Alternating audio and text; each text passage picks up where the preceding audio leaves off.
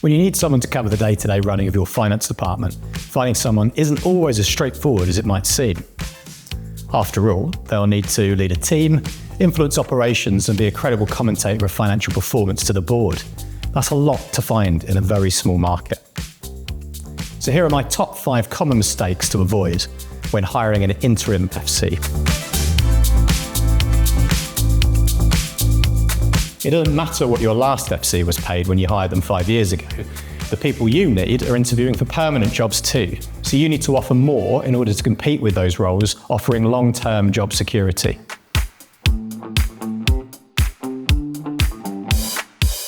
If you need your interim to stay, incentivize it.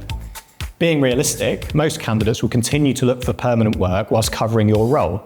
And that's fine, by the way. We've all got our futures to consider. So rather than crossing your fingers, put a bonus in place for a successful handover at the end of the contract. Now, this isn't about hiring anyone who turns up on the day. It's about being pragmatic with how much choice the interim market will be able to offer you. Prioritise experience over everything else. Someone who's been there, done that, bought the t-shirt, so you don't have to worry about them learning on the job.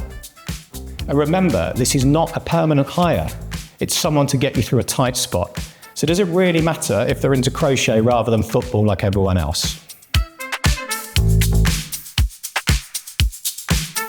If they're not professional interims, there's a good chance your candidates are on the interim market simply because interviewing isn't their forte. But that doesn't mean they aren't good at their jobs. Talk to 2 previous line managers where possible to see how they actually are in that job and factor their feedback into your decision. The most commonly overlooked point when hiring an interim. The interim market is tiny, which severely limits choice. So flex your team and their skills around who's available. Find someone with niche industry skills but who's a bit shy. Get them to do the desk-based tasks and someone else to pick up the business-facing part. So those are my top 5 common mistakes when hiring an interim FC. So hopefully you can avoid them.